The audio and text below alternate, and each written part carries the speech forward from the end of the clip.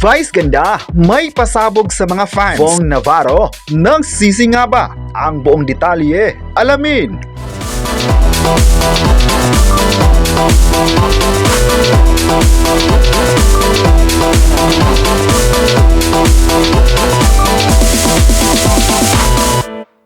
Ngayong July 21, 2026 ay pasabog talaga ang paandar ni Vice Ganda sa social media.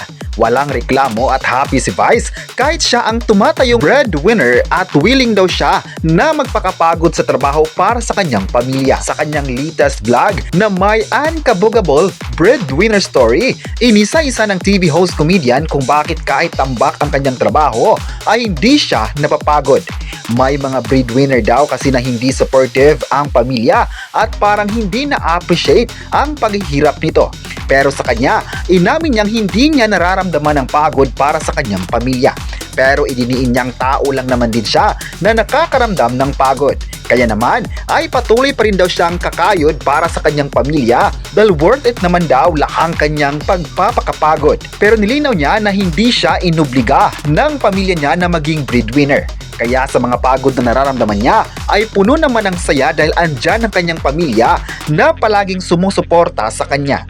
Marami naman talaga ang proud ngayon sa naging announcement ni Vice sa kanyang vlog. Samantala, marami naman sa social media ngayon ang nagtatanong kung nagsisi ba si Vong Navarro dahil sa pagsikat ng kanta ng Baby Doll na Ulala. Sa nakaraang interview, hindi in-expect ng kapamilya actor at host na sa The Possessed pala nang galing ang trending song na ito.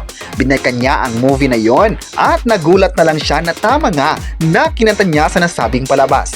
Proud naman siya na sumikat ngayon ang Ulala sa tulong ng girl group na Baby Doll. Kung tingin ng mga bashers na nagsisi raw siya, well hindi ito totoo dahil masaya pa nga siya sa naging success ng Baby Doll sa bansa. Marami agad sa social media ang proud sa Baby Doll at maging kay Vong Navarro dahil sa collaborative support na meron sila. May nagsabi naman na kahit naman sino, magiging proud sa kasikatan na meron ng kanta at maging sa grupo. May nagsabi naman na sana bago ginamit ang kanta ay nagpaalam muna sa composer o di kaya kay Vong Navarro for formality at rights. Nagulat na nga lang ang ibang tao nang nag-trending na ang kanta. May nagsabi naman na wala namang problema ang mga ganitong senaryo, lalong mas sasaya pa nga dahil mas lalong sisikat ang kanta sa ngayon pa lang na nabibigyan ng exposure sa online. Maganda naman talaga ang kanta kaya tinangkilik ng mga tao sa buong mundo. Sana raw ay patuloy pa ang paglakas ng kanta at mas lalong tatangkilikin sila sa sikat na noontime show na It's Showtime. Deserve naman raw talaga nila na susuportahan dahil napakagaling na performer. Kayo, ano ang masabi nyo na may pasabog nga si Vice Ganda sa mga fans? I-comment na kung gusto mo ba ang Baby Doll at huwag kalimutan i-subscribe ang ating YouTube channel.